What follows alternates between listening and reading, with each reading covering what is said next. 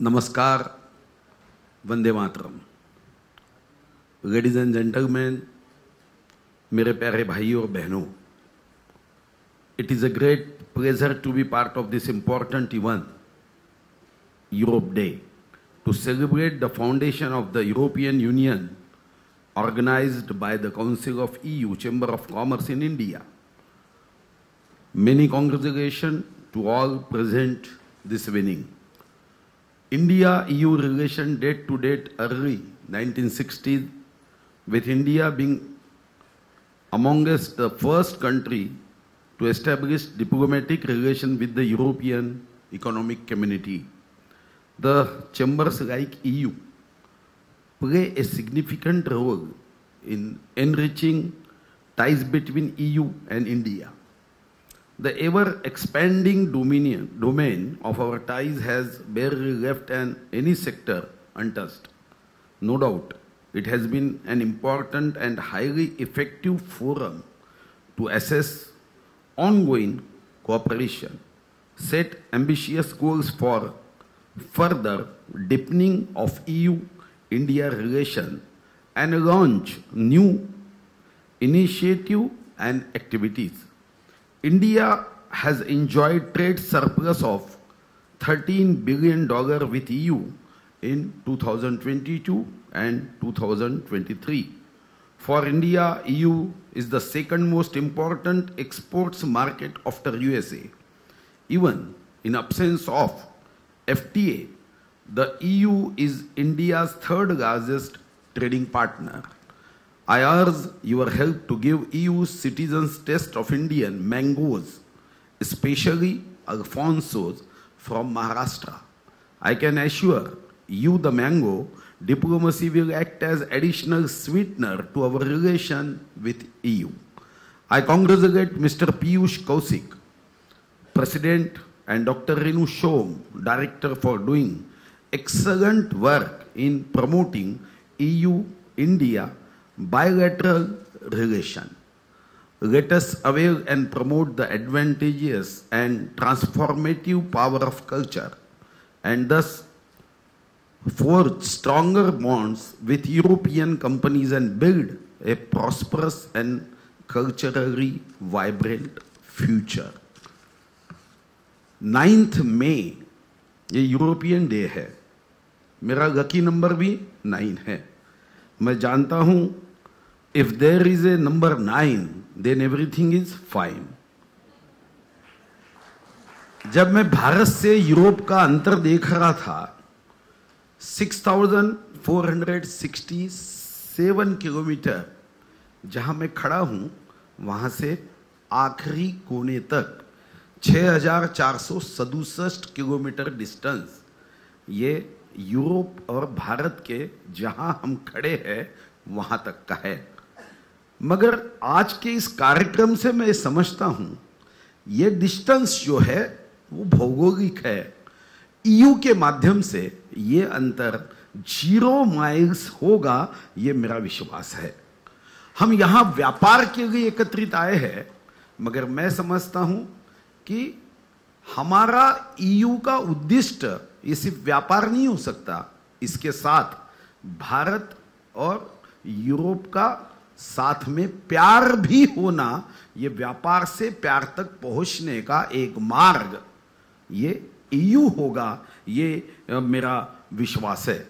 मैंने जब बहन से पूछा कि कितने देश ईयू में हैं, उन्होंने कहा 27। हमारे भारत में 27 के आंकड़े को बड़ा महत्व है, क्योंकि हमारा देश 27 नक्षत्रों पे चलता है।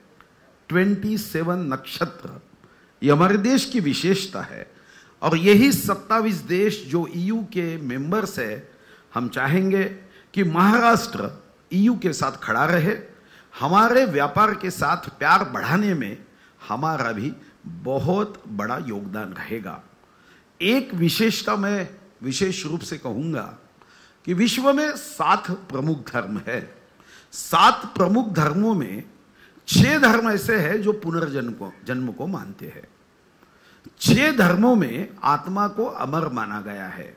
आत्मा मरता नहीं, कटता नहीं, जलता नहीं, नष्ट नहीं होता, फिर पुनर्जन्म होता है।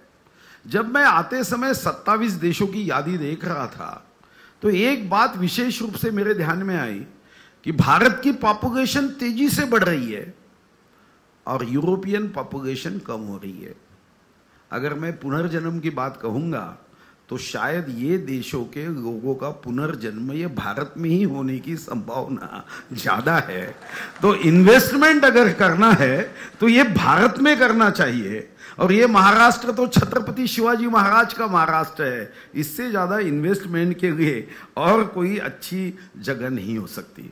ये बात तो सही है, हम 21वीं सदी में है। 456 करोड़ वर्ष के पृथ्वी के इतिहास में हम 50,000 वर्षों की जितनी पॉपुलेशन नहीं बढ़ी, हम तो इतने पराक्रमी हैं कि 50 वर्ष में बढ़ा दी और उससे भी हमारा समाधान नहीं हुआ।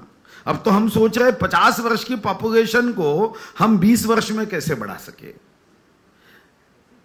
1986 में 500 करोड़ पॉपुलेशन थी, वो 700 करोड़ हुई और कुछ दिनों में वो 900 करोड़ होगी।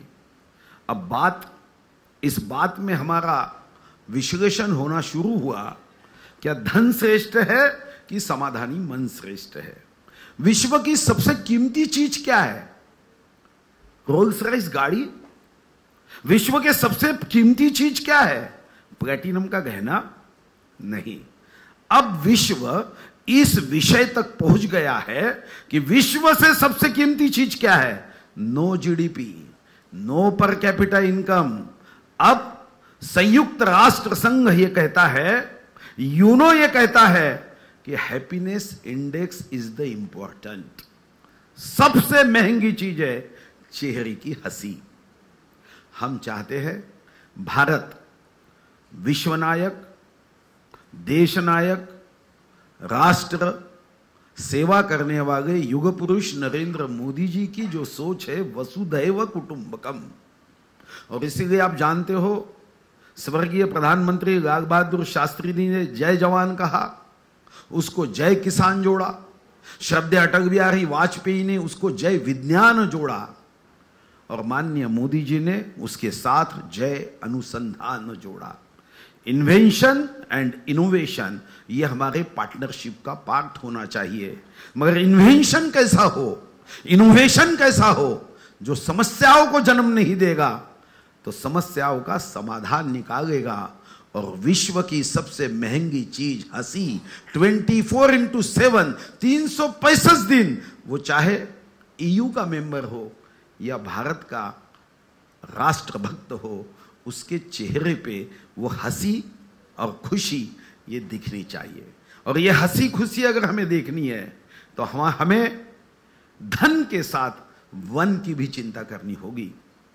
अगर हम वन की और पर्यावरण की चिंता नहीं करेंगे तो ग्लोबल वार्मिंग और क्लाइमेट चेंज ये हमारे डिक्शनरी के बाहर आए हुए दानव है, राक्षस है। हमें सबको चिंता करनी होगी कि जब हम फिर से जन्म लेंगे तब ये वसुंधरा, ये सृष्टि, ये अर्थ हमें बहुत आनंद देगी। ईयू व्यापार के लिए तो लोगों को एक करेगी, मगर व्यापार के साथ प्यार से भरी हुई वसुंधरा के लिए काम करने के लिए सबको आगे बढ़ाने का काम करेगी। और मैं आपको विश्वास के साथ इस माध्यम से ये विश्वास दूंगा कि महाराष्ट्र सरकार हमेशा आगे रही है। महाराष्ट्र का एम फॉर महाराष्ट्र भी है, एम फॉर मदर इंडिया भी है, एम फॉर मैनेजमेंट भी है, एम फॉर मनी भी है। तो एम हमें इस ईयू के माध्यम से हर क्षेत्र में आगे बढ़ाने के लिए हम साथ रहेंगे, महाराष्ट्र सरकार साथ रहेगी। और आखिरी, मैं जिस जगह से आता हूं, महाराष्ट्र के जिस कॉन्स्टिट्यूंसी से आता हूं, विश्व के सबसे ज्यादा टाइगर मेरी कॉन्स्टिट्यूंसी में है। मैं इनवाइट करूंगा आप सभी को कि आप ताड़ोबा आइए। एज ए फॉरेस्ट मिनिस्टर आपकी सेवा के लिए मैं आपके साथ खड़ा रहूंगा। मैं यूरोपियन डे के उपलक्ष्य में तहे दिल से शुभकामना देता हूं और छत्रपति शिवाजी महाराज के इस महाराष्ट्र से सदिच्छाएं, शुभकामनाएं, कांग्रेचुलेशन देते हुए यही भाव व्यक्त करूंगा, हम सब मिलकर इस वसुंधरा का रक्षण करें और अपने अपने धर्म के भगवान को ये कहे कि उसे पछताना नहीं पड़े हमको उसने जन्म दिया। बहुत बहुत धन्यवाद।